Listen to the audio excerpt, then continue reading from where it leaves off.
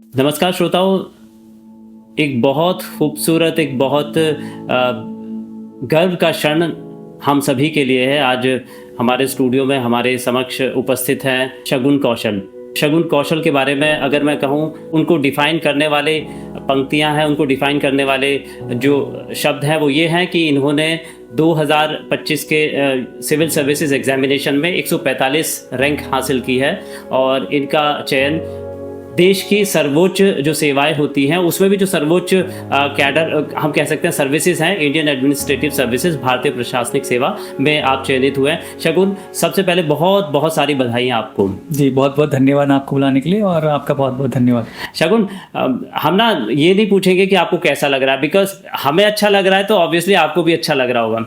और शगुन के बारे में सबसे अच्छी बात यह है कि बहुत छोटी सी जगह से हम देखें, बिजनौर ज़िले की नजीबाबाद तहसील में एक छोटी सी कॉलोनी है आदर्श नगर, जहाँ से शगुन आए हैं और शगुन ने उसके बाद में हम शगुन से ये सारी की सारी बातें जानेंगे। सबसे पहले शगुन आपसे ये जानना चाहेंगे कि ये जो एग्ज़ाम है जिसको आपने क्रैक किया है, कि what does it mean to you, ये ना आपके लिए कितना मायने रखता है? कोई भी एस्पिरेंट जो इस चीज़ की तैयारी कर रहा हो, चाहे कोई भी कॉम्पिटिटिव एग्जाम की तैयारी कर रहा हो, वो एक माइंड में लेके चलता है कि टॉप नॉच सर्विस क्या होती है। अब ये आईएएस सभी लोगों को पता है कि गवर्नमेंट जॉब में एक टॉप नॉच सर्विस है। तो अब मतलब मैं बयान नहीं कर पाता हूँ इसके वर्ड्स में कि मैं कितना खुश हूँ और मेरी फैमिली को जो गर्व महसूस कर रहा हूँ, और जो जितने लोग मिलने आ रहे हैं उनको सब विशेस दे रहे हैं और कॉन्ग्रेचुलेट कर रहे हैं। तो ये मेरे लिए बहुत ज़्यादा खुशी का पल है, क्योंकि मैं अपने पेरेंट्स को ऐसे काफ़ी बार देखा है, लेकिन वो खुशी के आंसू जो देखने को मिले मुझे उनकी आंखों में, तो वो मेरे लिए बहुत ही ज़्यादा इमोशनल था और मैं काफ़ी ज़्यादा खुश हूँ इसलिए।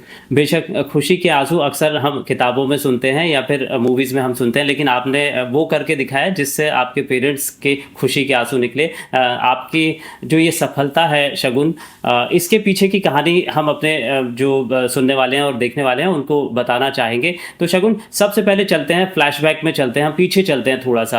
आप हमें अपने बचपन के बारे में बताइए। बचपन से मेरा मतलब है कि आप उन मोमेंट्स के बारे में बताइए, उन सालों के बारे में बताइए जब आपने अक्षरों को लिखना सीखा, या यूं कहें कि आप फर्स्ट क्लास में थे या सेकंड क्लास में थे। कोई ऐसे उस समय की कुछ चीज़ें बताइए हमें कि किस तरीके से आप उस वक्त देखते थे। जी, उस समय मतलब पुराना समय तो एक ऐसा होता है बच्चों के लिए कि वो समझ ही नहीं उसको समझ कम होती है, और जो माँ बाप सिखा देते हैं, जो स्कूल में सीख लेते हैं, वही उसके लिए मेन होता है। जैसे कि हम फर्स्ट क्लास में सेकंड क्लास में क्या होता था कि छुट्टियाँ हो रखी हैं और बच्चे आ गए, सुबह ही आ जाते थे कि चलो क्रिकेट खेलने चलते हैं, तो हम पूरा दिन ही क्रिकेट खेल रहे हैं। फिर जब एग्ज़ाम्स आ रहे हैं तो एक हफ्ते पहले से जो स्ट्रेस आना स्टार्ट हो जाता था कि एग्ज़ाम्स आ रहे हैं भाई, पर तैयारी करनी है। तो मैं फर्स्ट क्लास में यहाँ से सेंट मैरी स्कूल नजीबाबाद से जो किया, फर्स्ट क्लास में ही मेरे को 98.1% आई थी। तो वो इसलिए था कि मैं फिजिकल एक्टिविटी के साथ साथ एकेडमिक्स मेंटेन करके चल रहा था, बैलेंस करके चल रहा था।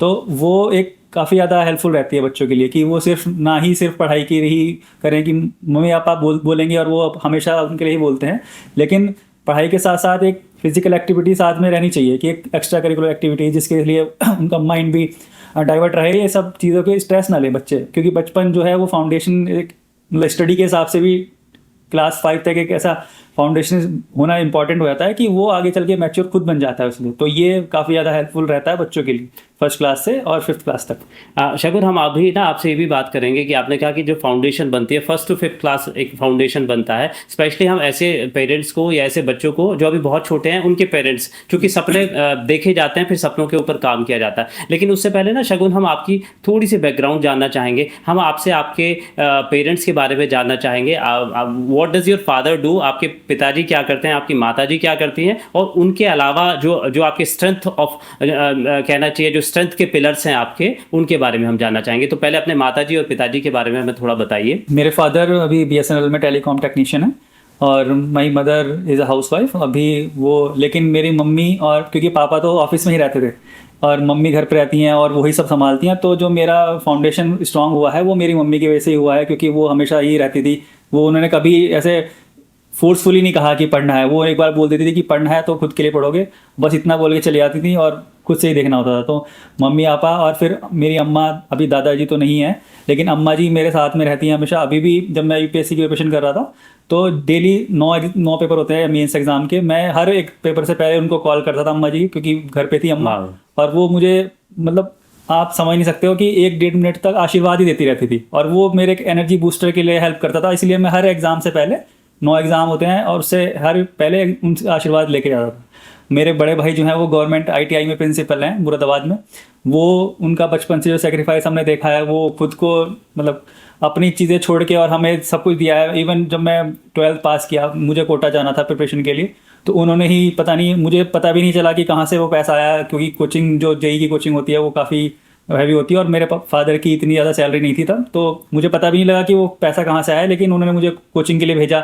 1 साल का वहाँ का हाउस रेंट होता है, PG होती हैं, पूरी कोचिंग की सैलरी फीस देनी होती है, तो वो सब उन्होंने किया और मुझे भनक भी नहीं लगी कि कहाँ से आया वो। तो मेरे बड़े भाई जो है उनका सेक्रीफाइस तो हमेशा रहेगा और उनके लिए मैं फॉरएवर इंडेप्टेड हूँ, और ये तो मैं मतलब कर ही नहीं सकता कभी भी। ये बहुत बड़ी बात है कि आपने कहा कि फॉर एवर इंडेप्टेड हूँ, क्योंकि कई बार होता है कि हमारे लिए बहुत सारे लोग, हमारी जो सक्सेस स्टोरी होती है उसके बहुत सारे इंग्रेडिएंट्स होते हैं। उसमें कुछ इंग्रेडिएंट्स ऐसे होते हैं जो कि फोर पे नहीं आते, जिनका स्वाद भी पता नहीं चल पाता, लेकिन अगर हम उनके लिए इंडेप्टेड रहते हैं तो ये बहुत अच्छी बात है। जी। हाँ शगुन, इसके बाद हम अभी आपने कहा 1st से 5th का जो पीरियड होता है वो बहुत मतलब आपका फाउंडेशन बनाता है। क्या कारण, ऐसा क्यों समझते हैं, ऐसा क्यों लगता है? सर जैसे मैंने बताया भी कि बच्चों को समझ कम होती है उस टाइम पे, तो एक बार उसको एक डायरेक्शन मिल जाए, गाइडेंस मिल जाए कि राइट और रॉन्ग में चूज़ करने की क्या होता है, तो वो teachers at school and parents at home वो डिसाइड करते हैं। वो उनको बस बताते के चले जाते हैं कि ये सही है और ये गलत है। एक बार वो उसकी समझ आ जाए, 5th क्लास के बाद में मैच्योर इनफ हो जाते हैं वो कि वो आगे का डिसीजन ले सकें। मैं एक एग्जांपल के थ्रू आपको बताना चाहूँगा कि मान लीजिए किसी के पास स्मार्टफोन है, क्योंकि अब ऑनलाइन टीचिंग का ज़माना है, स्पेशली आफ्टर कोविड, सबके पास स्मार्टफोन है, सब चलाएंगे और सबको ही मैंडेटरी हो चुका है कि अब स्मार्टफोन चलाना मैंडेटरी है, ज़रूरी। लेकिन 1st से 5th तक उसको अगर समझ नहीं होगी कि उसको देखना क्या है, उसको सोशल मीडिया चलाना कैसे है, या फिर उसको यूट्यूब पे देखना क्या है, तो वो गलत डायरेक्शन में भी जा सकता है। और वो डायरेक्शन उसको एक फाउंडेशन ही है कि वो 5th के बाद भी उसी को कंटिन्यू करेगा, जो वो यूट्यूब पे देख रहा है, जिस इन्फ्लुएंसर को फॉलो कर रहा है, तो वो एक आगे चल के उसका फ्यूचर डिसाइड करेगा।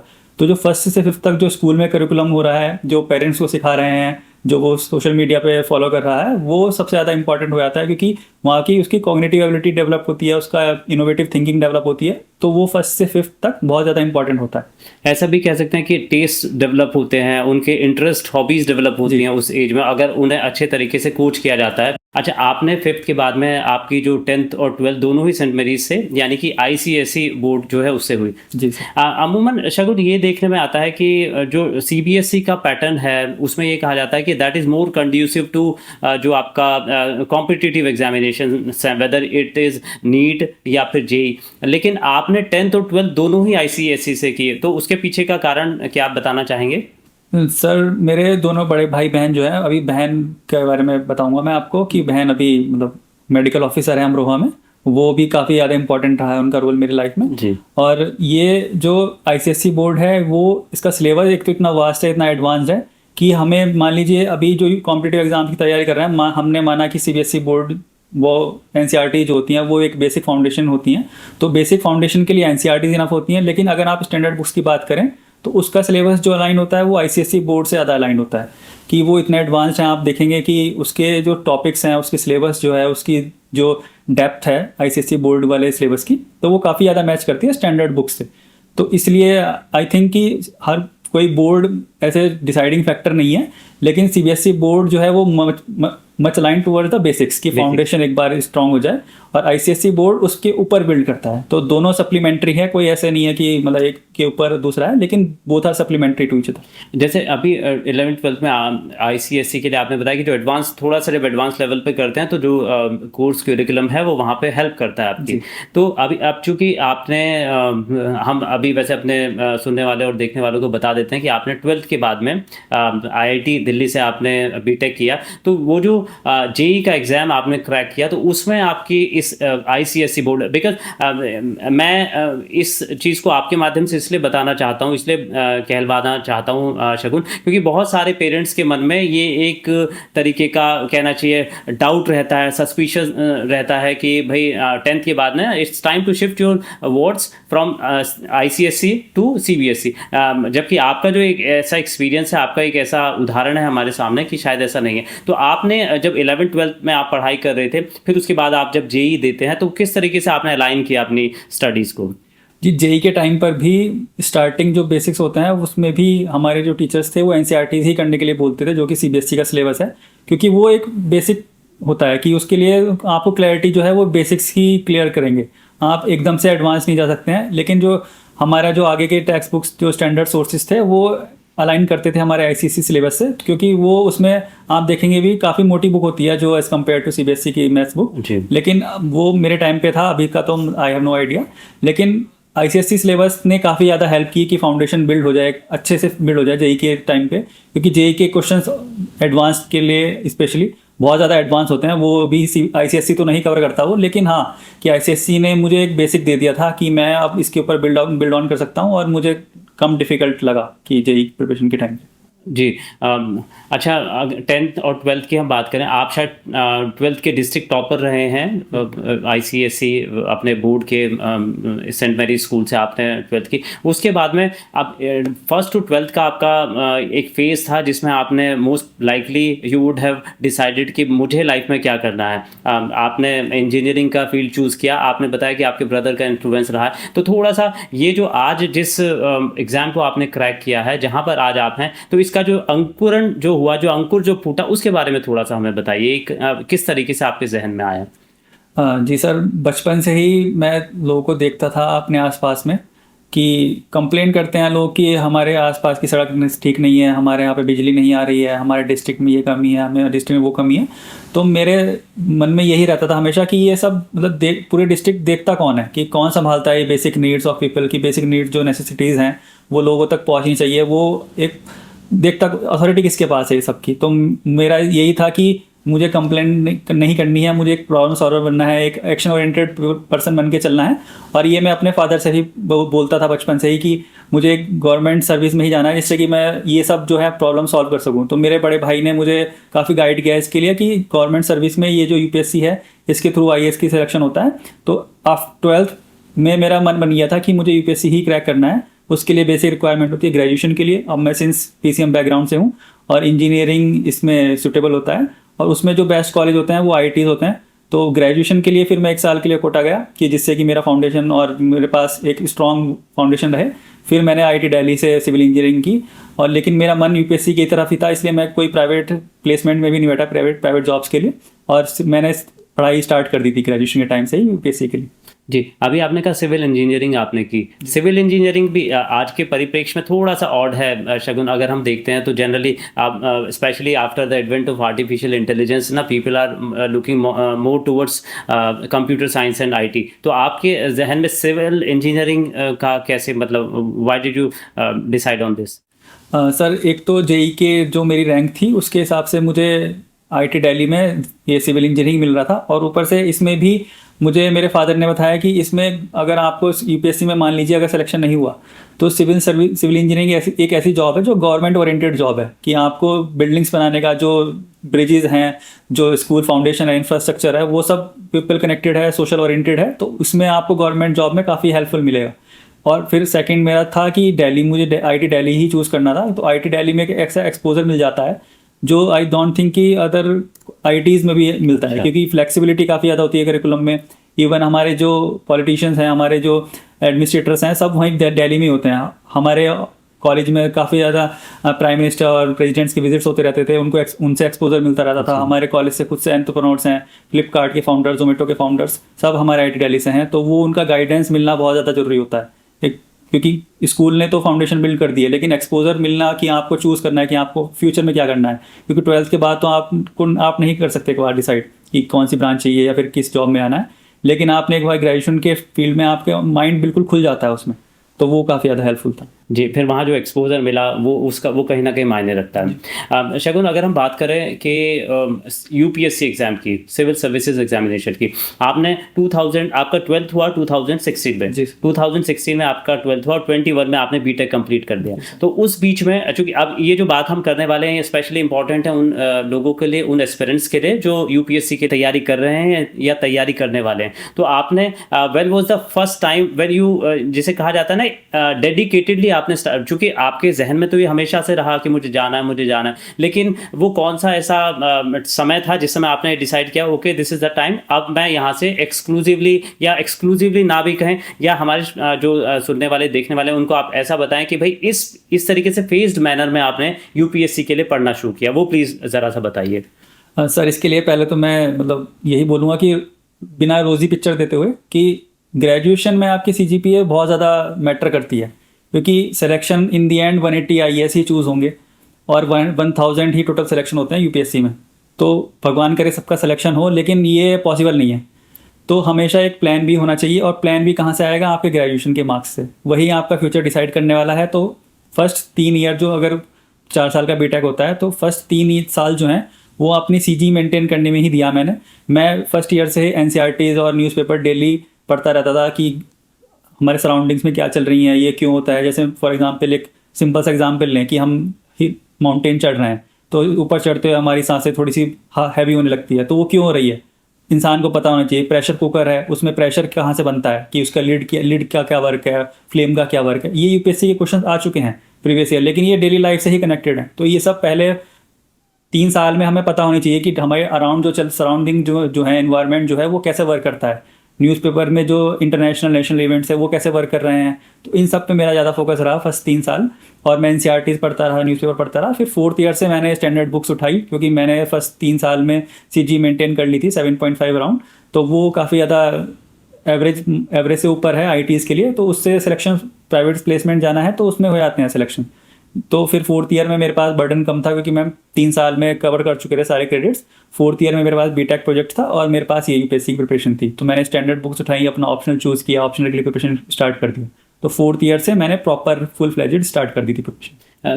तो 4th ईयर में चूंकि आपके पास एकेडमिक का जो बर्डन था वो थोड़ा कम हो गया था, आपने बताया। तो वो जो शेड्यूल होता था शगुन, वो किस तरीके से होता था? क्योंकि उससे पहले 3 साल में आपने अभी बताया कि यूपीएससी की जो अभी जो एग्जामिनेशन का पैटर्न है, या जो वो सवाल पूछते हैं, वो आपसे कुछ ना कुछ ऐसे पूछते हैं कि एक सामान्यतः जब आप देखते हैं अपने चारों तरफ, तो कोई चीज़ क्यों हो रही है आखिर में, तो उसका आपके पास उस क्यों का जवाब हो। तो वो आपने 3 साल में कोशिश की कि आपके पास वो जवाब हो। इसके बारे में भी हम आपसे पूछेंगे कि वो कैसे, उसका क्या तरीका होता है जानने का। लेकिन जब आप 4थे साल में आपने शुरू किया, तो वो आपका शेड्यूल कैसा होता था शगुन? किस तरीके से आपके जो दिनचर्या थी, रूटीन था, वो कैसा होता था? जी, मतलब स्टार्टिंग में सुबह उठते ही कॉलेज की क्लासेस होती थी। वो जो 1-2 कोर्सेज बचे हुए थे मेरे ग्रेड्स कंप्लीट करने के लिए, वो करने होते थे। सुबह में क्लासेस कंप्लीट हो जाती थी। बीटेक प्रोजेक्ट होता था हमारा, तो बीटेक प्रोजेक्ट्स वो ग्रुप में होता है, और मतलब हेल्प लेनी होती है टीचर्स की, उनसे कोऑर्डिनेट करना होता है। तो वो सब करने के बाद में मेरे को शाम के टाइम अराउंड, उस टाइम पे कोविड भी चल रहा था, तो इतना ज़्यादा बर्डन नहीं था, क्योंकि हम घर पे थे, सारे क्लासेस ऑनलाइन ही हो रही थी। तो उसके टाइम में शाम के बाद में मैं फ्री रहता था। तो उस टाइम पे मैं पूरा, जैसे पॉलिटी के लिए लक्ष्मीकांत हुई और स्पेक्ट्रम हुई मॉडर्न इंडिया के लिए, तो ये सब मैंने पढ़ना स्टार्ट कर दिया था। तो मैं अपने दिन को 2 पार्ट में डिवाइड कर लेता था। पहले पार्ट में कि मैं कॉलेज ओरिएंटेड पढ़ाई करूँगा, जो भी कॉलेज के लिए नेसेसरी इवेंट चीज़ें हैं वो करूँगा, और सेकंड हाफ में सोने से पहले जो मेरे टारगेट्स होते हैं वो कंप्लीट करके ही सोऊंगा। कि हेल्थ इंपॉर्टेंट होती है, लेकिन आप अगर किसी चीज़ को प्रायोरिटी पे कर रहे हैं, किसी आपका एम ही हाई है, तो उसके लिए आपको नींद सेक्रीफाइस करनी पड़े तो आप कर सकते हो, क्योंकि 6 hours is more than enough for a person to succeed, for to rest his mind और her mind. But I think कि मैंने मतलब इस चीज़ को ना देखते हुए कि कितना सोना है, क्या खाना है, क्योंकि लोग इसी में रहते हैं कि भाई आज खाना क्या है, मान लीजिए डिनर के लिए कहाँ जाना है, क्या खाना है, तो इसी में टाइम वेस्ट हो रहा है, 1 घंटा उसमें चला जा रहा है लोगों का। तो ये चीज़ की ना करते हुए फर्स्ट अपने दिन को डिवाइड कीजिए, अपने दिन को बताइए कि क्या करना है। फर्स्ट हाफ में जैसे मैंने बताया कॉलेज की पढ़ाई की, फिर सेकंड हाफ में यूपीएससी की प्रिपरेशन की। तो ये मेरा दिन का डेली का शेड्यूल रहा था। अच्छा शगुन, अभी हमने कहा वो जो 3 सालों की हमने बात की कि वो जो वाइज जो होते हैं अराउंड अस, उसको जानने के लिए वो किस तरीके से, जो एक कॉमन एस्पिरेंट है, वो किस तरीके से उन वाइज का आंसर्स ढूंढ सकता है? जी, जैसे मैंने बताया कि मैं एनसीईआरटीज़ पढ़ता था, तो एनसीईआरटीज़ इतना बेसिक रहता है कि आपको बहुत ही ईजी लैंग्वेज में चीज़ें समझ में आती है। जैसे कि मैंने एग्जाम्पल भी दिए, वो एग्जाम्पल ही दिए हुए हैं एनसीईआरटीज़ में, जो उठा के सीधा यूपीएससी ने पूछे हुए हैं क्वेश्चंस। लेकिन लोग उसको ऐसा, क्योंकि अब मान लीजिए आपने ग्रेजुएशन किया है, आपको लगता है कि आपको ये सब आता है, आप एनसीईआरटीज़ क्यों पढ़ें, क्योंकि एनसीईआरटी जो है वो स्कूल लेवल में पढ़ाई जाती बेसिक है। है। तो लोग सोचते हैं कि हम क्यों पढ़ें, हमें इससे ज़्यादा आता है, लेकिन जो बेसिक होते हैं वो पता ही नहीं होता लोगों को। और स्पेशली 4 स्टेटमेंट्स आते हैं, उसमें से 4 में से 2 चूज़ करने होते हैं, तो लोगों को लगता है ये भी सही हो सकता है, ये भी सही हो सकता है, लेकिन अगर आपने फाउंडेशन स्ट्रॉन्ग नहीं किया है, बेसिक स्ट्रॉन्ग नहीं किया, तो वो दिक्कत कर जाती है। इसलिए एनसीईआरटीज़ और न्यूज़पेपर ये सबसे ज़्यादा इंपॉर्टेंट होते हैं। मैंने साइंस के लिए साइंस की एनसीईआरटीज़ पढ़ी थी, हिस्ट्री की एनसीईआरटीज़ पढ़ी हैं, ज्योग्राफी की एनसीईआरटीज़ पढ़ी हैं, तो ये बेसिक के लिए बहुत ज़्यादा इंपॉर्टेंट होती है, क्योंकि वो बहुत ही ज़्यादा सरल लैंग्वेज में, बहुत ही ईजी लैंग्वेज में आपको समझा देती है। Basically they are meant for under 12 classes के बच्चों के लिए होती हैं, तो उनकी लैंग्वेज आसान होती है। जी। अच्छा, इस पूरे जर्नी के दौरान will be coming to next part also, लेकिन इस पूरे जर्नी के दौरान वाज देयर एनी डाउट, कभी कोई सेल्फ डाउट हुआ हो, या कभी किसी ऐसे पॉइंट पे आपने कभी लो फील किया हो कि नहीं, मतलब the exam is very big और मैं तो एक छोटी सी जगह से आया हुआ बच्चा हूँ, how would I compete with all those. तो कभी कोई इस तरीके के सेल्फ डाउट कभी आए हो, या कोई कभी नेगेटिविटी कभी आई हो? अगर आई तो कब आई, और फिर आपने उसको कैसे, उससे आप बाहर निकले शगुन? जी, जैसे सर मैंने आपको बताया कि 21 में मैंने प्रिपरेशन स्टार्ट कर दी थी और अब 26 चल रहा है, तो काफ़ी लंबा सफ़र रहा है। और हम मतलब ये एक जेन्युइन ही है और मैंडेटरी होता है फेज़ सभी की लाइफ में, कि इतने एक तो आपका एम इतना हाई है, तो लो फेजेस हमेशा रहते हैं। मैंने 2022 में पहला अटैम्प्ट दिया था, उसमें मैं इंटरव्यू स्टेज तक पहुंचा, लेकिन मेरे 14 मार्क्स से नहीं रह गया था वो एग्ज़ाम। फिर 23 और 24 में मेरा प्रीलिम्स ही नहीं हुआ, तो वो बहुत ज़्यादा सेटबैक था। मैं लो फील कर रहा था, मैं सोचा था कि शायद गवर्नमेंट जॉब है ही नहीं मेरे डेस्टिनी में। मैंने और गवर्नमेंट जॉब की स्टार्ट कर दी थी प्रिपरेशन की, एसएससी निकले, कम से कम बैंक निकले, तो इनके एग्ज़ाम्स दिए मैंने। और लेकिन मेरी जो उस टाइम पे बड़ी बहन है निशिका कौशल, उसने काफ़ी ज़्यादा हेल्प की। उन्होंने मतलब मुझे इतना ज़्यादा सपोर्ट किया कि आपको अगर किसी भी चीज़ की ज़रूरत है, चाहे फाइनेंशियली चाहे इमोशनली, वो खड़े हैं। मेरे बड़े भाई, मेरी बड़ी बहन, उनका सपोर्ट हमेशा रहा है। ये घर पे रहते थे, अब मैं दिल्ली में प्रिपरेशन कर रहा था, वहाँ पे एक मेरी पीएचडी की दीदी हैं, पीएचडी कर रही हैं वो, नेहा दीदी मैम, तो वो काफ़ी ज़्यादा हेल्पफुल सपोर्ट रहा उनका उस टाइम पे, कि लो फेज़ में, कि वो डेली ही आके बात कर रही है, मैं उनके सामने रो भी देता था। फिर हमारे एक सीनियर है राहुल सर, वो अभी इस साल उनका 141 रैंक आई है, वो भी आईएएस हैं इस साल, मेरे साथ ही लवासना जाएंगे।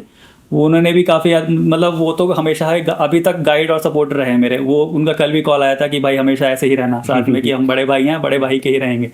और ये सब लोगों ने काफ़ी ज़्यादा हेल्प की है। मतलब मैं लो फेज से जो निकल पाया हूँ, इन्हीं की वजह से निकल पाया हूँ। मेरे बड़े भाई बहन, नेहा दीदी, राहुल सर, इनका बहुत ज़्यादा सपोर्ट है। बिल्कुल। अच्छा, अगर एस्पिरेंट्स के लिए पूछें शगुन, तो डिसिप्लिन कितना इम्पोर्टेंट होता है? अनुशासन अगर हम उसमें रखें 1 to 10 के स्केल पे अगर हम मार्क्स दें, तो how many marks you allot to discipline? अनुशासन को कितने अंक देंगे आप? सर मेरे हिसाब से डिसिप्लिन, कंसिस्टेंसी, हार्ड वर्क, ये मिला के सबसे ज़्यादा इंपॉर्टेंट है। आपने जैसे मेरी जर्नी मैं बता ही रहा हूँ कि मेरा सिलेक्शन नहीं हुआ, तो टैलेंट अगर होता, मतलब टैलेंट ठीक है होता है, लेकिन मैं अपने जूनियर्स को भी समझाता हूँ, एक सर्किल बना के, कंसेंट्रिक सर्किल बोलते हैं उसको, कि अगर सेंटर में आपकी डेस्टिनी है और बड़ा वाला सर्किल, जो बाहर वाला सर्किल है, वो आपका हार्डवर्क मान लीजिए, वो काफ़ी दूर है आपके बीच वाले सर्किल से, तो आप बीच वाले सर्किल को तो बड़ा नहीं कर सकते, लेकिन आप बड़े वाले सर्किल को छोटा करके अपने हार्डवर्क, डिसिप्लिन और कंसिस्टेंसी से आप बीच वाले सेंटर सर्किल की तरफ लेके आ सकते हैं, और सक्सेस हमेशा मिलती है। तो डिसिप्लिन, कंसिस्टेंसी और हार्डवर्क मिला के 10 on 10 है। यही आपका हमेशा टैलेंट को बीट करेगा। आप हार्डवर्क करते रहिए और वो टैलेंट खुद से इनबिल्ट हो जाएगा आपके अंदर। डेस्टिनी आपने रखा कि मान लेते हैं कि कुछ लोगों के लिए destiny, specially those who could not cross the line, तो उनके लिए डेस्टिनी मायने रखता है। कई बार ऐसा होता है शगुन, कुछ लोग कहते हैं कि ना यूपीएससी का, स्पेशली आईएएस का जो एग्ज़ाम है ना, वो बेसिकली 3 कंडीशंस उसमें फुलफिल होनी चाहिए। नंबर 1 क्या है कि ना, you must have minimum mental level, कि ना अगर आपका मेंटल लेवल इस लेवल का है then you must go for it, अगर आप उससे नीचे हैं तो you should not embark upon this journey. और दूसरी चीज़ कहा जाता है कि ना आप ना बहुत ज़्यादा हार्ड वर्किंग होने चाहिए। अगर आपकी पहली कंडीशन मीट होती है, फिर उसके बाद में दूसरी कंडीशन मीट होती है, फिर तीसरी कंडीशन, ये दोनों के बाद में भी अगर डेस्टिनी नहीं है तो आपकी दोनों मीट हो जाएंगी, आपकी तीसरी मीट नहीं होगी तो भी आप नहीं हो पाएंगे। तो what do you think about it, कि क्या destiny matters that much in this whole journey? Sir destiny के लिए तो मैं बस इतना कहना चाहूँगा कि आपके घर वाले हैं आपके साथ में, आप उनका आशीर्वाद लेके जाइए। मैं जब भी घर जाता, मैं अपने जूनियर से भी बोलता हूँ कि जब भी घर से बाहर निकलें, घर जाएं वापस, अपने माता पिता, अपने दादा दादी का आशीर्वाद हमेशा लें, उनके पैर छुएं, उनकी सेवा करते रहें, वहीं से डेस्टिनी आपकी हो जाती है। जैसे कि मैं एक सुपरस्टिशन से बताता हूँ, मैं अपने जूनियर्स को भी एग्जाम्पल देता हूँ कि मान लीजिए एक बिल्ली ने रास्ता काट दिया, आप उसको क्रॉस नहीं करेंगे, आप सोचते हैं कि ये एक बैड लक है हमारे लिए। मैं उनको बोलता हूँ भाई तुम्हारे माता पिता जो हर मंदिर, हर मस्जिद, हर गुरुद्वारे में आपके लिए दुआ मांग रहे हैं, उससे ज़्यादा थोड़ी है ये। बिल्कुल सही अब बात है। ये तो डेस्टिनी तो आप मतलब अपने जितने भी आपके सपोर्टर्स हैं, आप स्पेशली आपके पेरेंट्स, उनके आप आशीर्वाद लेके चलिए, तो डेस्टिनी तो ठीक है हम मान खुद ब लेते खुद हैं बन जाएगी। जी। अब मतलब ये तो हम, क्योंकि जो हम चीज़ देख नहीं सकते हैं वो हम बिलीव नहीं करें, लेकिन आपके अगर सबका सपोर्ट है, आपका आशीर्वाद है आपके साथ में, तो आप ऑब्वियसली सक्सीड होंगे, हमेशा सक्सीड होंगे। बिल्कुल, हम भी यही मानते हैं शगुन की डेस्टिनी आपकी अपने अच्छे कर्मों से डेस्टिनी का निर्माण होता है। शगुन आगे चलते हैं कि आपने बताया कि फर्स्ट अटेम्प्ट में आपका जो फाइनल सिलेक्शन है कुछ ही मार्क्स से रहा। अब उस फर्स्ट अटेम्प्ट का रिफ्लेक्शन कुछ देंगे कि किस तरीके से आपने जब एग्ज़ाम को अप्रोच किया, आप प्रीलिम्स देने गए, प्रीलिम्स के बाद आपका एक्सपीरियंस कैसा था, फिर जब रिजल्ट आया तो were you expecting your prelims to be clear, तो उसका थोड़ा सा रिफ्लेक्शन हमें दीजिए। जी सर, फर्स्ट अटैम्प्ट में मतलब इतना ज़्यादा प्रिपरेशन नहीं हुई थी उस टाइम तक, लेकिन मुझे था कि रैंक तो आनी चाहिए थी। प्रीलिम्स की काफ़ी ज़्यादा, क्योंकि प्रीलिम्स पहला स्टेज होता है, उसको क्लियर करना सबसे ज़्यादा इंपॉर्टेंट होता है, तो मैंने स्टार्टिंग में प्रीलिम्स पे ही सबसे ज़्यादा फोकस किया कि पहले इसको निकालना है। मेंस आंसर राइटिंग के लिए एक बार प्रीलिम्स क्लियर हुआ, प्रीलिम्स से पहले भी मैं डेली के एक दो आंसर लिख लेता था, क्योंकि उस टाइम पे इतना टाइम नहीं था कॉलेज की प्रिपरेशन के साथ में, तो 1 या 2 आंसर्स मैं डेली के लिखता रहता था 5 डेज अ वीक। वो हेल्प करता है आपका आंसर राइटिंग बिल्ड करने में। अब लोग क्या करते हैं, पहले बिना सिलेबस पढ़े या फिर सिलेबस जैसे आज उन्होंने कुछ टॉपिक पढ़ा उसी की आंसर राइटिंग कर ली। उसके लिए सबसे ज़्यादा क्या होता है कि आप पहले टॉपिक को समझिए, क्या चल रहा है, एग्जाम्पल्स उसके बिल्ड करिए, उसके बाद में आपको टॉपिक समझ में आ जाए, उसके बाद आप क्वेश्चंस लगाइए, प्रीलिम्स के लिए भी और मेंस के लिए भी। ये दोनों के लिए यही स्ट्रेटजी है। तो मैंने यही काम किया, पहले टॉपिक समझे, फिर उसके बाद में PYQs लगाए, क्योंकि PYQs से ही सबसे ज़्यादा इंपॉर्टेंट है मॉक्स के कंपैरिजन में। फिर उसके बाद में आप मॉक्स पे जाइए। तो प्रीलिम्स और मेंस के लिए ये रहा, लेकिन जैसे मैंने बताया कि मेरी इतनी ज़्यादा प्रिपरेशन नहीं हुई थी, क्योंकि मेरे पास टाइम नहीं था इतना। तो फर्स्ट अटैम्प्ट में मुझे लगा कि रैंक तो आनी चाहिए थी, क्योंकि मेरे इंटरव्यू में 275 का इंटरव्यू होता है और मेरे 151 मार्क्स थे उस टाइम पे, और 215 हाईएस्ट जाते हैं जी। तो 14 मार्क्स से रह गया था, तो इंटरव्यू में भी मेरे मार्क्स कम ही थे। तो मैं यही था कि होना चाहिए, मेरा मेंस स्ट्रांग रहा, प्रीलिम्स स्ट्रांग रहा, लेकिन इंटरव्यू जैसे बोलते हैं कि वो डिपेंड ऑन द डे, कि आपका डे कैसा है और आप कितने ज़्यादा कॉन्फिडेंस हैं उस इंटरव्यू में, तो वो ज़्यादा मैटर करता है उसके लिए। तो इसलिए शायद नहीं हुआ, लेकिन अगर हो भी जाता तो मेरे को लगता है कि रैंक कम आती तो फिर मुझे जो मेरी प्रेफर्ड जॉब है वो नहीं मिल पाती। तो मैं ये सोच के मैं आगे बढ़ा, और फिर आप देख लीजिए आपका मतलब रिजल्ट आपके सामने। बल्कि Shagun with the benefit of hindsight हम ये कह सकते हैं कि शायद अगर फर्स्ट अटेम्प्ट में हुआ होता, may be you could have got allied services या कुछ ऐसे, तो हो सकता है कि आपको गवर्नमेंट जॉब मिल जाती, और हो सकता है कि सेकंड थर्ड अटेम्प्ट आप देते उस विगर उसके साथ ना देते जिस तरीके से आपने फोर्थ अटेम्प्ट, फिर आपका उसके बाद सेकंड और थर्ड अटेम्प्ट का शगुन बताइए कि व्हाट वेंट रॉन्ग कि आपका प्रीलिम्स नहीं हो पाया, क्योंकि बहुत सारे एस्पिरेंट्स, बहुत सारे स्टूडेंट्स ऐसे हैं जो अगर फर्स्ट अटेम्प्ट में इतना क्लोज जाते हैं कि 10-12 मार्क्स से वो फाइनल लिस्ट में नहीं आ पाए, उसके बाद में प्रीलिम्स नहीं हो पा रहा, तो कहीं ना कहीं हार्ट ब्रेकिंग होता है। तो पहली बात तो कि क्या गलत हुआ, दूसरा आपने how did you recover from that?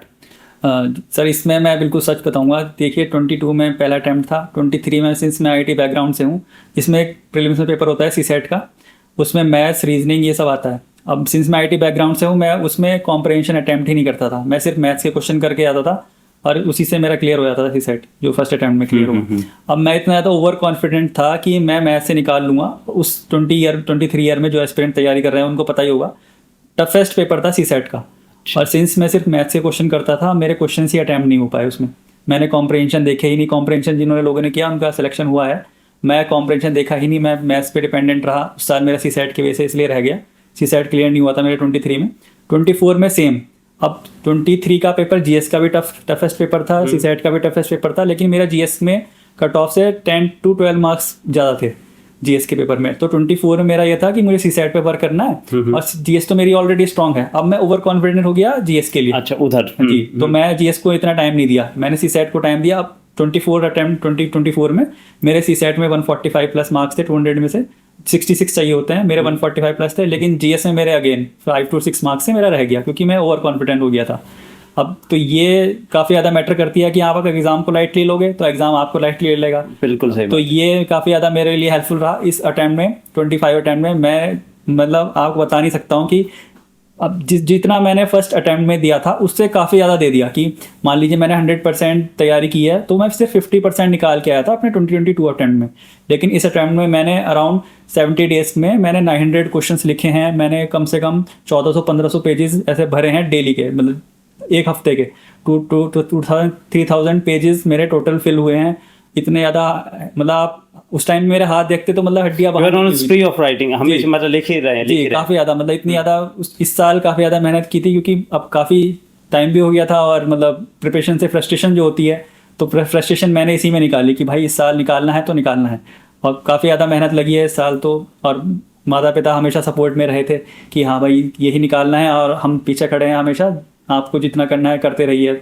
और मेरे स्कूल के टीचर्स जो अब मैंने सीनियर्स बताया आपको, काफ़ी ज़्यादा सपोर्टिव रहे। 2025 में आपने पूरा फ्रस्ट्रेशंस बुक्स और पेन के थ्रू निकाला और फिर फाइनली आज रिजल्ट्स हमारे सबके सामने है। अच्छा शगुन, आपके ऑप्शनल सब्जेक्ट के बारे में हम जान लेते हैं। आपका ऑप्शनल सब्जेक्ट क्या रहा है इस एग्जाम में? सर मेरा पॉलिटिकल साइंस ऑप्शनल था। चारों अटेम्प्ट्स में आपने पॉलिटिकल साइंस को ही, इनफैक्ट 2 अटेम्प्ट में तो आप मेंस अटेम्प्ट नहीं किया आपने, लेकिन दोनों फर्स्ट अटेम्प्ट में भी और इसमें भी। तो अगर मार्क्स की बात करें अभी इस अटेम्प्ट्स के, तो क्या फाइनल मार्क्स नहीं आए होंगे अभी? जी, तो आपका political science and international relations आपका ऑप्शनल सब्जेक्ट रहा है। अगर इस सब्जेक्ट के बारे में थोड़ा कुछ बताना चाहें, जो स्पेशली वो लोग जो इस सब्जेक्ट को, इस ऑप्शनल सब्जेक्ट को लेना चाह रहे हैं, तो क्या उन लोगों को क्या गाइड करेंगे, क्या थोड़े से शब्दों में अगर बताना चाहेंगे? जी सर मेरा ग्रेजुएशन सिविल इंजीनियरिंग से था। ये भी एक ऑप्शनल अवेलेबल है वैसे यूपीएससी के लिए, लेकिन उसका सिलेबस अलाइन नहीं करता है बाकी जीएस सब्जेक्ट से। फिर मैं स्विच ऑन करना चाह रहा था मैथमेटिक्स के लिए, क्योंकि मेरी मैथ्स काफ़ी स्ट्रांग रही है जेई के टाइम पे भी और स्टार्टिंग कॉलेज डेज में, स्कूल डेज में भी। तो मैथमेटिक्स के लिए गया था, लेकिन फिर कोविड हो गया था तो सोर्सेज अवेलेबल नहीं थे ऑनलाइन। तो फिर मैंने एक ऐसा ऑप्शनल चूज़ करना था जो जीएस से अलाइन करे, हमारा एसए से अलाइन करे, एथिक्स से अलाइन करे, और जो हमारे एक ग्राउंड रियलिटी दे हमें कि चल क्या रहा है। तो पॉलिटिकल साइंस और इंटरनेशनल रिलेशंस। पॉलिटिकल साइंस जो है वो सोसाइटी से रिलेटेड है, पॉलिटिक्स से रिलेटेड है, जो डेली लाइफ में चल रहा है। जीएस के सब्जेक्ट्स अलाइन होते हैं, ऐसे में आप बिल्कुल अलग थ्योरीज डाल सकते हैं जो आपको स्टैंड अपार्ट कर देगा, बिल्कुल बाकी लोगों से एक एज दिलवाएगा। और जो इंटरनेशनल रिलेशन पार्ट है वो आपका करंट इवेंट से रिलेटेड रहता है, कि आप करंट में जुड़े रहेंगे, जो कि इंपॉर्टेंट है यूपीएससी सिलेबस के लिए भी और आपकी खुद की पर्सनैलिटी डेवलपमेंट के लिए भी। तो पॉलिटिकल साइंस मुझे एक ऐसा फिट लगा कि मैं इसको लेके आगे बढ़ सकता हूँ, और ये मुझे काफ़ी हेल्पफुल रहा जीएस के लिए भी और एज अ ऑप्शनल भी।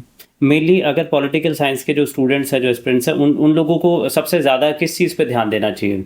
Newspapers, standard magazine, standard books, क्या कोई ऐसे कोई स्टैंडर्ड कोई ऐसा जिसे कहा जाता है दिस इज़ थंब रूल, मतलब this is something you must be, मतलब आपके पास होना चाहिए, इसके पे बहुत अच्छा कमांड होना चाहिए? जी सर, जैसे जीएस सब्जेक्ट्स के लिए एनसीईआरटी बेस करती है, बेस फॉर्म करती है, ऐसे ही पॉलिटिकल साइंस के लिए इग्नू की जो बुक्स होती हैं वो एज अ बेस फाउंडेशन आपका बिल्ड करेंगी। उसके ऊपर बुक्स आती हैं जैसे ओपी गावा हुई पॉलिटिकल थ्योरी की, और एंड्रू हेवर्ड हुई इंटरनेशनल रिलेशंस के लिए। तो ये स्टैंडर्ड बुक्स बाद में ही काम आएंगी, पहले आपको फाउंडेशन बिल्ड करना पड़ेगा। फाउंडेशन आपको स्टैंडर्ड बुक्स, क्योंकि इग्नू इसलिए बोला मैंने क्योंकि इग्नू की जो लैंग्वेज है वो काफ़ी ज़्यादा ईजी है, मैंने खुद से पढ़ी हैं वो, तो मुझे काफ़ी ईजी लैंग्वेज में लगी आपको समझने के लिए चीज़ें, और सिलेबस से अलाइंड हैं। वो एक इंपॉर्टेंट फैक्टर है कि क्योंकि स्टैंडर्ड सोर्सेज होती नहीं है, तो वो सिलेबस से भी अलाइंड था और स्टैंडर्ड सोर्सेज जो उन्हीं के ऊपर बिल्ड थी, तो ये सबसे ज़्यादा इंपॉर्टेंट होती हैं। फिर करंट अफेयर्स के लिए आपको डेली ही करंट इवेंट्स फॉलो करने पड़ेंगे, उनका एनालिसिस सबसे ज़्यादा इंपॉर्टेंट हो जाता है। जो स्कॉलर्स बोल रहे हैं, जो एक्सपर्ट्स बोल रहे हैं, जो जर्नलिस्ट बोल रहे हैं, उनके व्यूज़ और अपने व्यूज़ मिला के एक बैलेंस्ड ओपिनियन फॉर्म करना होता है, एक एनालिसिस फॉर्म करना होता है, जो कि लिख के आओगे आप पेपर में। क्योंकि आप पेपर में आपने मान लीजिए कुछ अपना आर्गूमेंट दिया, उसको सब्सटेंशिएट करने के लिए एक स्कॉलर आपको बैक एंड पे देना पड़ेगा कि हाँ ये सपोर्ट, मेरी थ्योरी ये है और इसको सपोर्ट किया है इस वाले स्कॉलर ने, तो वो हेल्प काफ़ी ज़्यादा इंपॉर्टेंट होता है। तो ये दोनों चीज़ें कि एक तो आपका फाउंडेशन बेस स्ट्रांग हो, और फिर उसके बाद में करंट इवेंट्स, आप अगर आपने ऑप्शनल चूज़ कर लिया है तो करंट इवेंट्स से आप डेली मतलब कनेक्ट में रहना पड़ेगा, और खुद से एनालाइज करना चाहिए चीज़ों को कि करंट इवेंट में चल क्या रहा है। जैसे अभी करंट वॉर्स इतने ज़्यादा चल रहे हैं, तो इनकी एक बेसिक थ्योरी क्या है, जैसे रियलिज्म की थ्योरी है हमारे पॉलिटिकल साइंस में, वो बताती है कि ये वॉर्स क्यों होते हैं। तो लोगों को ये चीज़ें कनेक्ट करना आना चाहिए कि रियलिज्म की थ्योरी क्या कहती है, आइडियलिज्म क्या कहता है, कंस्ट्रक्टिविस्ट थ्योरी क्या कहती है, फेमिनिस्ट थ्योरी क्या कहती है, जो कि सोशल इवेंट्स चल रहे हैं, इंटरनेशनल इवेंट्स चल रहे हैं, एनालाइज करें, कनेक्ट करें, करते रहिए। और मतलब थिंकिंग अपनी ब्रॉड करके चलिए, मतलब रेस्ट्रिक्ट ना करें उस थिंकिंग को, तो ये ज़्यादा काफ़ी हेल्पफुल है। शगुन, अभी कई बार ये होता है कि ना सिलेबस इतना बड़ा होता है, तो कुछ स्टूडेंट्स ये गलती कर देते हैं कि सिलेबस को अच्छे तरीके से इनकैप्सुलेट नहीं कर पाते, अच्छे तरीके से कवर नहीं कर पाते हैं। और कई बार क्या होता है कि वो एक ही पर्टिकुलर मे बी सब्जेक्ट के लिए, एक ही पर्टिकुलर टॉपिक के लिए कई टेक्स्ट बुक्स पे चले जाते हैं। तो दिस इज़ कॉल्ड कि ना हॉराइजेंटल जो आपका एक्सपेंशन है वो बहुत ज़्यादा हो जाता है इंस्टेड ऑफ वर्टिकल। तो यूपीएससी के स्पेशली मेंस एग्जामिनेशन की अगर हम बात करें, आंसर राइटिंग की बात करें, तो वो जो इसका एक सही तालमेल क्या होना चाहिए? एक तरफ तो होराइजन है आपका बहुत वास्ट हो गया, बहुत बड़ा हो गया, दूसरा वर्टिकली क्या यूपीएससी का जो एग्जाम है, मेंस एग्जाम है, what does it ask from you? क्या वो वर्टिकल नॉलेज आपसे डीप नॉलेज मांगता है, या इट सेज कि भाई आप ना मास्टर्स ऑफ नन हो, मतलब जैक ऑफ ऑल ट्रेड जरूर होना चाहिए? तो इसके बारे में थोड़ा सा बताइए। जी सर, आप जैसे आपने बोला कि काफ़ी ज़्यादा सोर्सेज पढ़ने लगते हैं बच्चे, और एक चीज़ है कि लोग मतलब मैंने काफ़ी एक्सपीरियंस को देखा है कि वो जल्दी करने के चक्कर में रहता है। मान लीजिए अभी ग्रेजुएशन हुआ है, इसी साल ग्रेजुएशन हुआ है और इसी साल अटैम्प्ट दे रहे हैं, तो उनका क्या होता है कि जल्दी से सिलेबस कंप्लीट हो जाए। तो जल्दी के सिलेबस कंप्लीट करने में वो पढ़ तो लेंगे, लेकिन वो समझ नहीं पाते, उसको रिवाइज नहीं कर पाते हैं, तो वो पेपर पे नहीं आएगा जब तक कि आपने लिखा नहीं है उस चीज़ को। तो ये दोनों प्रॉब्लम काफ़ी ज़्यादा रहती है। तो पहले क्या करना है, PYQs देखिए, आप उसमें समझिए कि क्या पूछा क्या है। फिर आप सोर्सेज उठाइए, आप जितने लोगों को जानते हैं, आपके टीचर्स हुए, आपके पहले सेलेक्टेड कैंडिडेट्स हुए, उनसे पूछिए कि सब्जेक्ट्स क्या हैं। जैसे कि मैंने बताया, मैंने इग्नू से बेस अपना तैयार किया पॉलिटिकल साइंस के लिए, और GS के लिए जो पॉलिटी के लिए लक्ष्मीकांत है, और मॉडर्न इंडिया के लिए स्पेक्ट्रम है। ये आपका स्टैंडर्ड बुक्स हैं, उसको कवर कीजिए आप और फिर आप PYQs देखते चलिए। स्टैंडर्ड सोर्सेज और PYQs आप रिवाइज करते रहिए। मतलब आपको रात में उठा के कुछ क्वेश्चन पूछा उस स्टैंडर्ड बुक से, अगर आप उसका आंसर नहीं कर पा रहे हैं, दूसरा सोर्स मत उठाइए। PYQ का आपके से सवाल उठा कभी भी पूछा गया कि इसका आंसर क्या है, अगर आप नहीं बता पाए तो आप मॉक टेस्ट सीरीज की तरफ ना जाइए। तो एक सोर्स, जो भी स्टैंडर्ड सोर्स हैं सबको पता है, सब मार्केट में अवेलेबल हैं, और एक सोर्स मेंटेन करके चलिए, उसको रिवाइज करते रहिए PYQs के साथ में।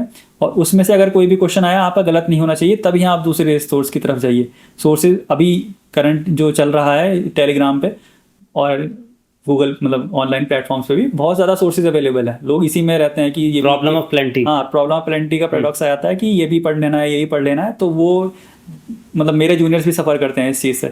तो मैं उनको यही बोलता हूँ कि कोई स्टैंडर्ड सोर्सेज सबको पता है, जो पुराने टाइम से चलते आ रहे हैं, अभी भी चलते मतलब काफ़ी ज़्यादा। सही बात है, 19-20 का फर्क होगा, लेकिन 19 वाला भी आपको लेके जा सकता है, 20 वाला भी लेके जा सकता है। मेन थिंग है कि आप रिवाइज करते रहिए, और उसमें से अगर कोई क्वेश्चन आया तो आपका वो गलत नहीं होना चाहिए। PYQs और स्टैंडर्ड सोर्सेज जो आपके नोट्स हैं वो मोर देन इनफ है। आप उस पर ट्रस्ट बिल्ड करके चलिए, क्योंकि टॉपर नोट्स और करंट अफेयर की मैगजीन्स ये सब आता रहेगा मार्केट में, लेकिन आपके जो सोर्सेज हैं, आपके जो बेसिक नोट्स हैं, आपके जो PYQs हैं, उन पे आपकी कमांड होनी चाहिए। कभी भी क्वेश्चन उठा के आपसे पूछ लिया जाए, आप उसका सब सवाल आंसर ऐसे करें कि आप दूसरे मेंस के लिए अगर बात करें तो आप उसका आंसर ऐसे लिखें कि दूसरों से कॉम्पिटिटिव एज आ जाए, और प्रीलिम्स का आंसर आपका गलत नहीं होना चाहिए। PYQs और जो आपके सोर्सेज अभी हैं आपके पास, तो पहले उनको कवर कीजिए, उनको रिवाइज करते रहिए, और ये मतलब प्रायोरिटी होनी चाहिए आपकी। जी शगुन, हमारी इस बातचीत के ऑलमोस्ट अंतिम दौर में हम पहुंच चुके हैं। हम इंटरव्यू के बारे में थोड़ा सा जानना चाहेंगे। How did you prepare for interview? किस तरीके से मतलब इंटरव्यू को आपने तैयार किया? और the aspirants who are listening to you, who are watching you now, कि उन लोगों को क्या चीज़ ध्यान में रखनी चाहिए इंटरव्यू के लिए? जी, इंटरव्यू की लोग सोचते हैं कि मेंस हो जाएगा एक बारी और फिर हम इंटरव्यू की तैयारी करेंगे, कि अगस्त में मेरा मेंस हो गया था और मेरा इंटरव्यू स्टार्ट हुए थे दिसंबर से, तो इसमें काफ़ी बीच में रहता है, लेकिन हमें पता नहीं होता है कि हमारा मेंस क्लियर होगा नहीं होगा, तो टाइम कम हो जाता है। वो लगता है लोगों की मेंस के बाद हम इंटरव्यू की तैयारी कर लेंगे, लेकिन बहुत कम टाइम हो जाता है। तो अब इंटरव्यू के क्वेश्चंस कहाँ से पूछे जाते हैं? आपका एक डेफ फॉर्म फिल होता है, उसमें आपकी हॉबीज़, आपकी ग्रेजुएशन, आपकी स्कूलिंग, आपका होम डिस्ट्रिक्ट, आपका स्टेट, ये सब पूछा जाता है। तो होम डिस्ट्रिक्ट, स्टेट आपको पता है, आपकी ग्रेजुएशन के बारे में आपको पता है, स्कूलिंग के बारे में आपको पता है। हॉबी जो है आप डेली उसको प्रैक्टिस करते रहिए, क्योंकि वहाँ पे आपको एक रोबोट नहीं मांग रहे हैं वो, कि आपने पढ़ के आ गए, आपकी ग्रेजुएशन काफ़ी अच्छे कॉलेज से है तो आपका सिलेक्शन हो जाएगा। आपको देखना है कि आप हर फील्ड में रहे हैं। जैसे कि मैं आपको बताया था कि मैं खुद से स्कूल के कैप्टन था क्रिकेट टीम का, और इवन मैं IITs में, इंटर IIT में क्रिकेट में था, तो मैं एक्स्ट्रा करिकुलर में भी रहा, और मैं ये अपने डेफ में लिखा भी था। तो मैंने जो मॉक इंटरव्यूज दिए और इवन मेरे जो रियल इंटरव्यू था UPSC में, तो वो स्टार्ट ही ऐसे करते थे कि आपका बैकग्राउंड अच्छा है, आपने एक्स्ट्रा करिकुलर में ये चीज़ की है, ये चीज़ की है। तो वो एक स्ट्रॉन्ग चीज़ दिखाया जाता है कि इंटरव्यू लेने वाले को भी, कि हाँ इसने हर फील्ड में किया है। तो ये मेंस के बाद करने वाला काम नहीं है ये। आप फर्स्ट डे से लेके चलेंगे, थोड़ा थोड़ा टाइम अपनी हॉबी को देते चलिए, अपने इंटरेस्ट को देते चलिए, तो वो काफ़ी ज़्यादा हेल्पफुल रहती है इंटरव्यू के टाइम पे। फिर आपकी आती है सेकंड, कॉन्फिडेंस। आप किसी भी आंसर को, एक तो ब्लफ मत कीजिए इंटरव्यू के टाइम पे कि आपको जो आता है वो कॉन्फिडेंटली बोल दीजिए कि आता है, और जो नहीं आता वो कॉन्फिडेंटली बोल दीजिए नहीं आता, कि हम घर जाके दोबारा पढ़ेंगे इस चीज़ को, कि हम इसके बारे में डिटेल में पढ़ेंगे घर जाके। आपको अगर आंसर आता है कॉन्फिडेंटली बोल दीजिए, उनसे आर्ग्यू मत कीजिए किसी भी चीज़ पे, क्योंकि वो काफ़ी ज़्यादा सीनियर्स हैं, उनको ज़्यादा पता है आपसे, उनको मतलब काउंटर मत कीजिए आर्ग्यूमेंट में, आर्ग्यूमेंटेटिव ना होइए।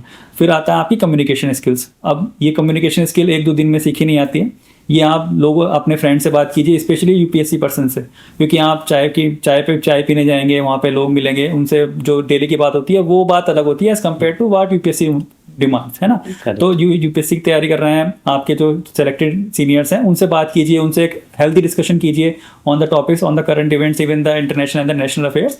तो वो काफ़ी हेल्पफुल रहता है। मुझे तो काफ़ी हेल्पफुल रहा मेरे सीनियर्स का और मेरे साथ वाले लोगों का, जो मैंने उनसे डेली डिस्कस किया। फिर मेरी एक बहन ही है, मदिहा दी मैम, वो मुझे डेली ही वीडियो कॉल करती थी और मेरे से रैंडम क्वेश्चंस पूछती रहती थी कि आप इसका जवाब दीजिए। तो वो मेंस के बाद में वो डेली वीडियो कॉल किया उन्होंने, और उससे मेरा कम्युनिकेशन स्किल भी काफ़ी, क्योंकि जैसे आप देख रहे हैं अभी मैं इंटरव्यू में आपके साथ जो बात कर रहा हूँ इसमें मैं एग्जाम्पल्स का काफ़ी यूज़ कर रहा हूँ। तो वो उन्होंने ही मेरे को इनपुट दिया था कि आपके एग्जाम्पल्स काफ़ी अच्छे होते हैं, तो आप एग्जाम्पल्स का अच्छे से यूज़ कीजिए, तो वो काफ़ी हेल्पफुल रहता है।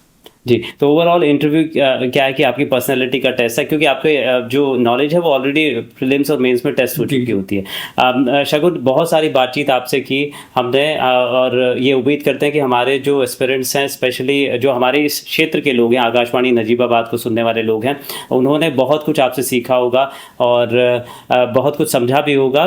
चूँकि आपने जो अचीवमेंट हासिल किया है वो केवल आपके परिवार के लिए नहीं, वो आकाशवाणी नजीबाबाद के लिए, हमारे तमाम सुनने वाले श्रोताओं के लिए, हमारे जो ऑडियंस हैं उन सब के लिए बहुत बड़े गर्व की बात है। हम चलते चलते एक बात आपसे पूछना चाहेंगे कि ना, चूँकि आप बहुत बड़े प्लेटफॉर्म पर जाने वाले हैं, आप पॉलिसी मेकर होंगे, आपके हाथ में बहुत सारे लोगों का भविष्य होगा, बहुत सारे लोगों की लाइफ्स होंगी, तो ऐसी कौन सी ग्रैंड आइडियोलॉजी है या ऐसे कौन से ग्रैंड गाइडिंग प्रिंसिपल्स हैं आपके लिए जिनको आप साथ में लेकर चलने वाले हैं? जी, सबसे पहला जो आपका प्रिंसिपल होना चाहिए, इवन आपका सिलेक्शन हो या ना हो, कि आप अपने लोगों से जुड़े रहिए, उनको भूलिए मत जहाँ से आप उठ के आए हैं। जैसे कि आपने स्टार्टिंग में ही बताया कि हमारा एक छोटा सा एरिया है जो लोग जानते भी नहीं होंगे, क्योंकि मैं खुद से देखा है कि जब मैं ग्रेजुएशन भी कर रहा था तो लोग जानते ही नहीं थे कि कहाँ से, नजीबाबाद का नाम किसी ने सुना ही नहीं था, तो मुझे बताना पड़ता था कि हरिद्वार के पास एक शहर है, या फिर ये सुना होगा तो ये आकाशवाणी का नजीबाबाद केंद्र है। जी, AIR के बारे में जानते हैं वो लोग, और हरिद्वार के पास में नजीबाबाद का नाम बताना पड़ता था कि आकाशवाणी है वहाँ पे, तो ये तब लोग जाके समझते थे। तो जहाँ से आप उठ के आए हैं, इंटीग्रिटी सबसे ज़्यादा मेंटेन करके चलना चाहिए आपको। जहाँ से उठ के आए हैं वो आपके जहन में हमेशा रहना चाहिए कि कहाँ से आए हैं, ग्राउंड सोशली कनेक्टेड रहना चाहिए लोगों से।